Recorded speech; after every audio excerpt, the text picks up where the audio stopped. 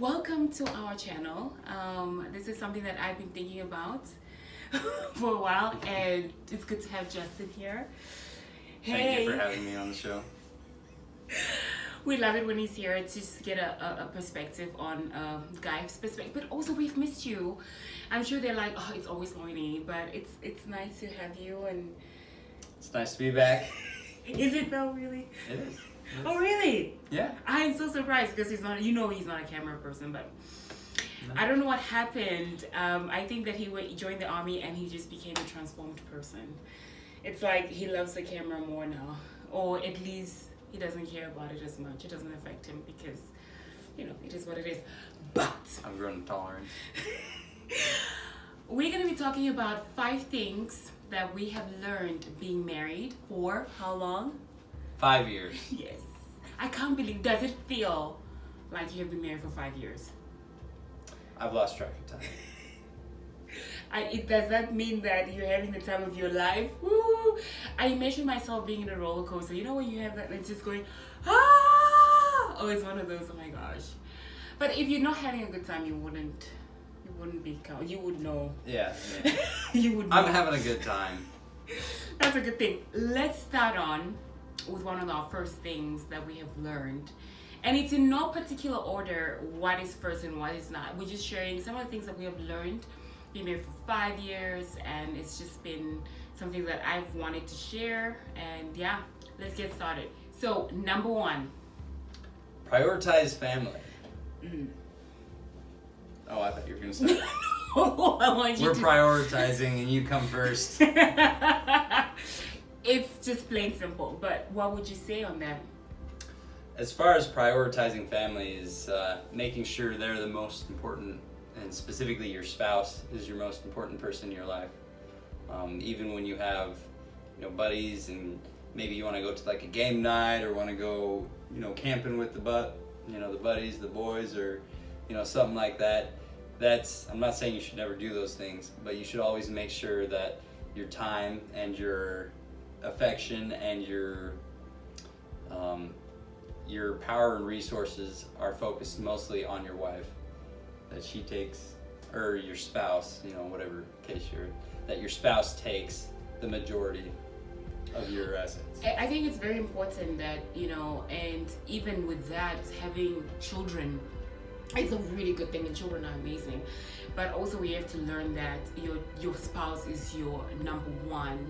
I mean, I love taking care of my kids. I love my children, but in essence, Justin is my first priority, because one day it hurts, but Lola is gonna leave, Liam is gonna leave, and they're gonna have their own life, and it's just gonna be him and I. And if we don't have that connection, we don't have that relationship, we're gonna struggle.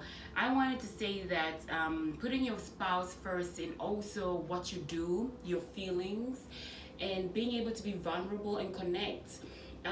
In other words, when you're with your spouse, share with them your feelings. I mean, it's so easy for me to go to because we're such feeling people. For my girlfriends to say, oh my gosh, I'm going through this, I'm going through that, but he's my first priority, that he's the person that I open up to, I'm more vulnerable with. I share my feelings, I share my thoughts with him. When I want to go through, I go to him first, because he's my best friend. And obviously I can still talk to my friends in here and there, but he's my first person. He's a person that I need to connect with and have that deeper, meaningful relationship. So I think when you're married, your spouse comes first, not just, as you mentioned, going on doing buddies, but also with your feelings and who you are and what's going on in your heart and your mind. It's your spouse should be involved in that. I'm not a feeling person. Yeah, he's not. But I still try to make an effort to share my feelings when they exist. Isn't that funny? With my spouse. When they exist, I will share my feelings.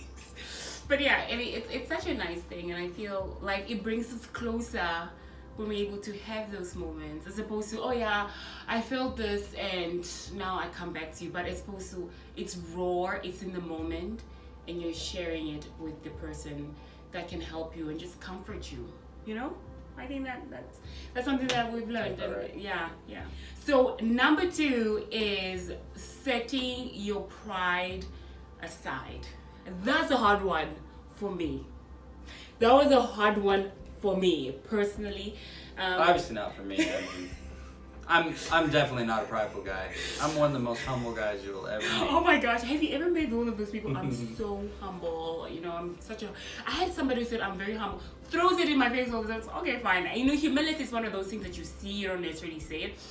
Moving forward, I come from a culture where sometimes I just won't let somebody know, like, I'm not gonna tell him how I feel, or he's just gonna take advantage of me like that. And especially when something has happened, or when you want to say sorry, it's like, I'm not gonna say sorry. He's just gonna take.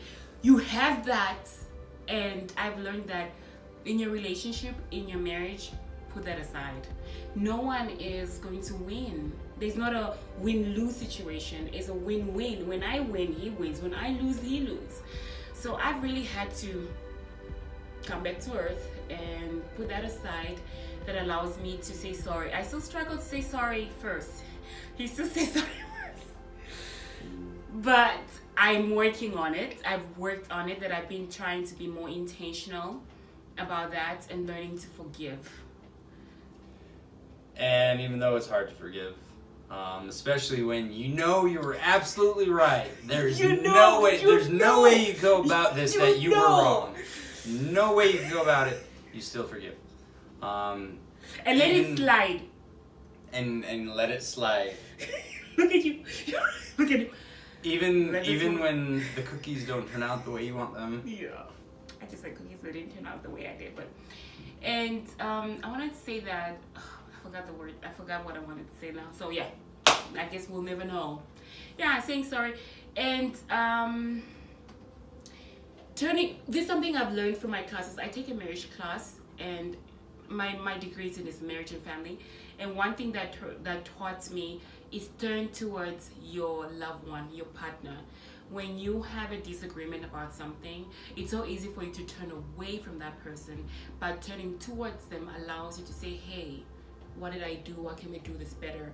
That helps your relationship, as opposed to turning, because when you turn away, you're more likely to be like, I don't care about that person. But you're turning towards them, that allows them to be humble and work towards it. Yeah. And being open to criticism. Now, not necessarily criticism, but constructive criticism sometimes is what it's called. But when somebody feels like maybe you're being unfair, or feels like there's something that you need to work on, and they try to approach you about it, or try to tell you, when your spouse tries to approach you about it or tell you, instead of getting immediately defensive and shutting down and trying to put up a wall and push back, put an effort into listening. Have a time where, okay, what can I work on? Or be like, I'm sorry, what can I do to be better at this? And maybe you're not wrong, maybe you're still just the best that you can be in that field, but just by taking that time to listen and to talk, rather than cultivating some anger and resentment, you are cultivating love and trust and communication and bond that will help strengthen your relationship versus he's so back. adorable. Look at your love and your bond for somebody who's not a feeling person. I'm not feeling. That's I have feelings. I just I do have feelings. I'm just not that person.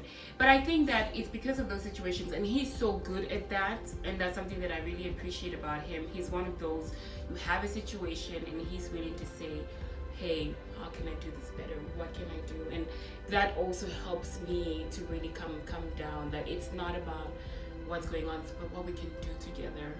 This is a learning thing. I've had this quote that says that, marriage, we should be trying to get better, not bitter towards each other. And I think that's something that we can help. What's the third one? Number three. Nothing is more expensive or more valuable than time. And we can spend all this money on either giving gifts or pampering somebody, but realistically the most valuable gift that we can give somebody is our time, and especially when it comes to marriage and to your spouse. Giving them your time, and that doesn't just mean like going and sitting with them in a movie theater and watching a movie, or maybe it does include that, that's up to you, but having that quality time to where you bond, you connect, you share things, you enjoy like my wife and I like to watch The Office sometimes. And when we watch The Office, it's not like we just watch and laugh. We watch and we laugh and we poke and make fun at the characters, and we talk about it. We had situations where we'll be going through, it's like, oh my goodness, you are acting like when Michael did this. And our characters, for those who watch The Office, we're such big Office fans. And we took a personality test. We've probably named some of you characters off The Office, I'm going to be honest. And we took the test, and if you're big fans of The Office, you would know that when we took the personality test, it took characters of who we are most likely to be. And me, I'm a Michael, and Justin is a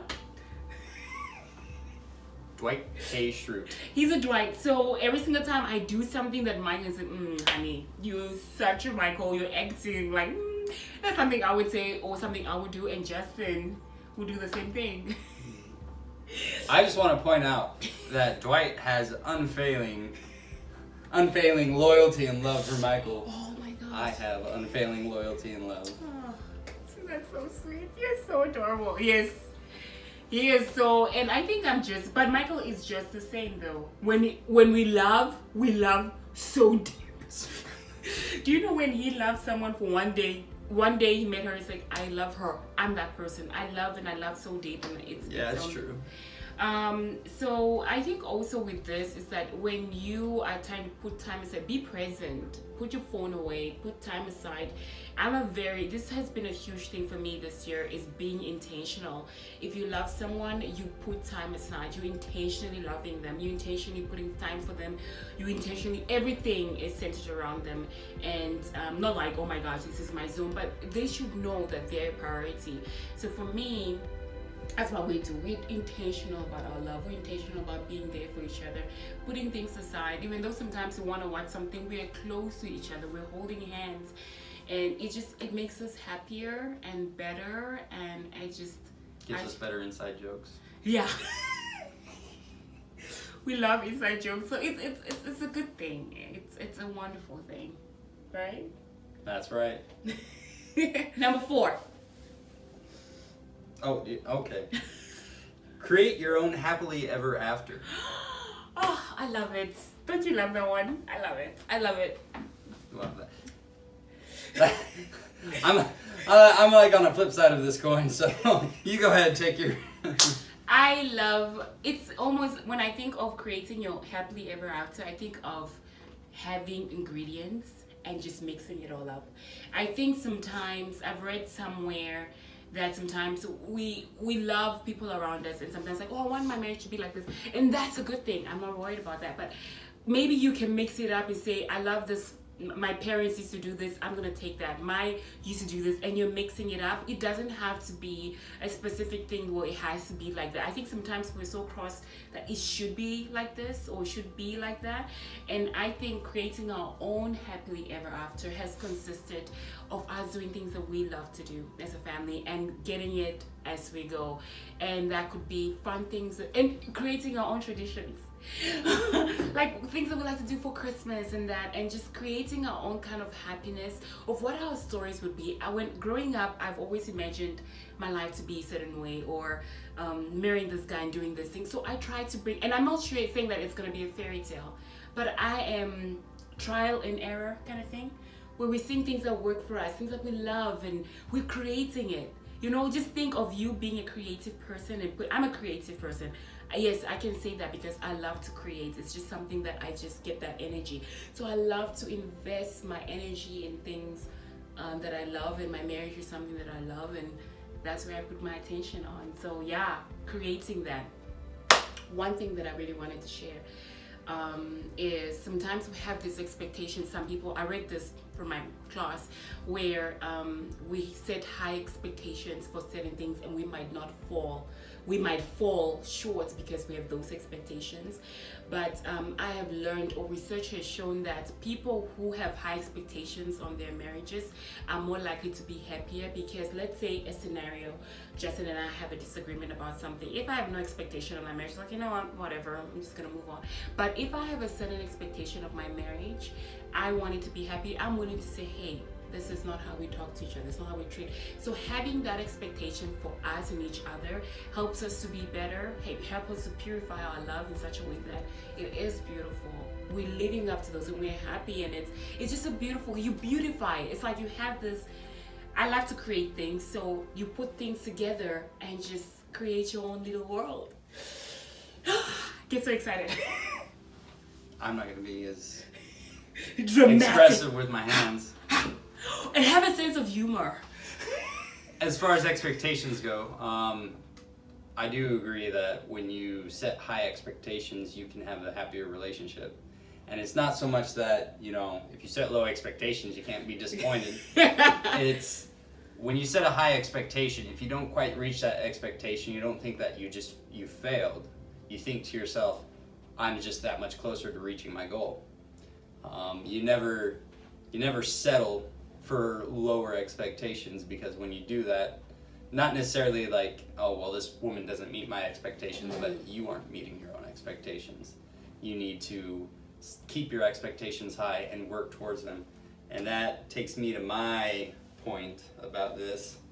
We're reading, that's why. Yeah, we had to take notes. We had to take notes just to know. I was gonna wing it.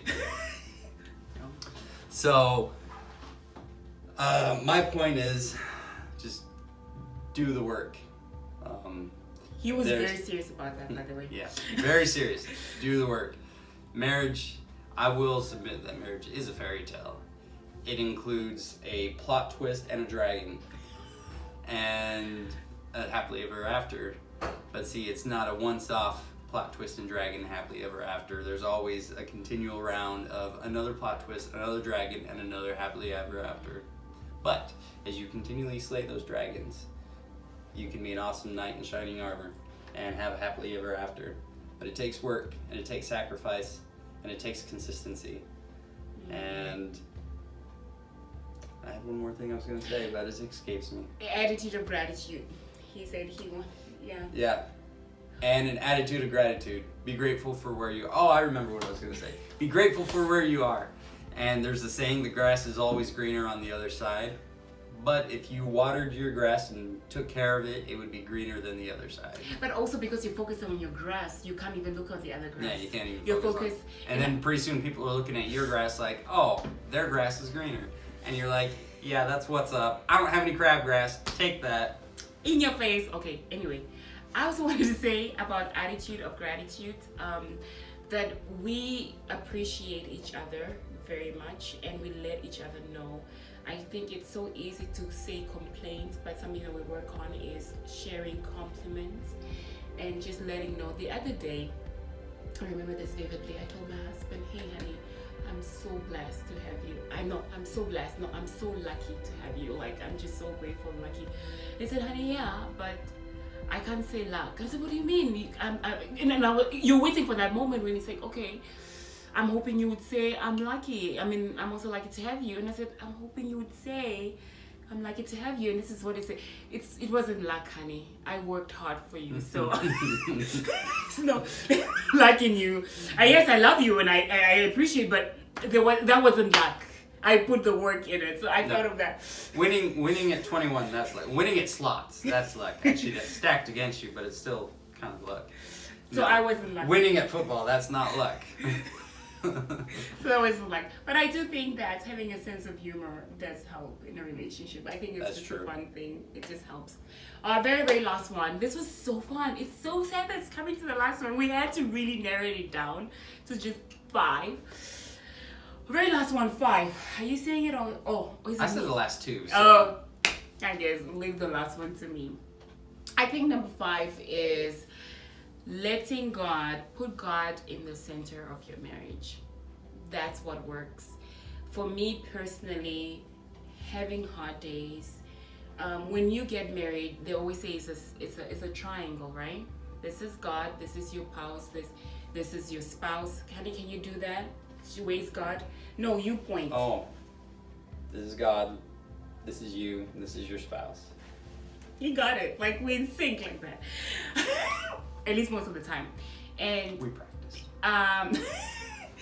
and we try, when you put God like that in your center of your marriage, when these two are not working out, you can always go to him. And with him, I think there's a thing about when you are drawn to God, it helps you become a better person. This is something I've read somewhere, that when you're constantly trying to be a better person, working towards yourself, you become an attractive person, not just physically, but you try to be better not only for yourself but other people. And I think that what happens, praying together brings you closer. When he prays for me and we have prayers together at night, I love it. It draws me closer to him, and it just brings us closer. Going to church together, and it's just not going to church the service, is practicing those things even after, being in our home, reading our scriptures. Something about having God and Jesus Christ in your life has a way of making you better for each other, and knowing what is the purpose of this life. And I think for me, that is just, I'm crazy in love with my husband because of the love that he has for God. I thought it was the pecs. Thanks a lot. No. That was like the moment. Yeah. Like, what is that? And then Justin's like, Drop "What?" mic. Yeah. And smack it out of the air. No. I am crazy in love with my wife because of her tenacity in keeping, living the gospel and being an example. And times when I feel like I'm falling short, it always helps me. I always feel like she helps me to be a better person, and she helps me to be a better example and draw closer to Heavenly Father. And I know, especially even when I was at basic combat training for the Army, and that gets very difficult, very stressful, and you have a lot of just these just stressful influences in your life. Mm-hmm. I know that her example to me always helped me to feel like I could be closer to Heavenly Father, and that really helped me through that stressful, painful. It was difficult being away from my family, and it was kind of difficult being just confined and controlled like that. Mm-hmm. So. Isn't that wonderful? Oh, honey, I didn't know that. It's so cute. I want to kiss you. Maybe later. So yeah, I think that having that relationship with God and it's just a wonderful thing. I love it. So those are the 5 things that we've learned being married. It's still a journey, and we believe in being married for eternity. So 5 years is like a droplet. It's like a crumb. This crumb here. But it's worth it because he's worth it. You're worth it. I was waiting for him to say. But yeah, thank you so much for being here and listening. And if you have some advice that you want to share, but we're still young and we're still growing, but I do feel that there's always more knowledge to learn to be better. I always feel like there's always room to be better. So thank you for watching, and yeah, we'll see you later. Bye. Yeah. Look at the fingers. Like creepy. Bye.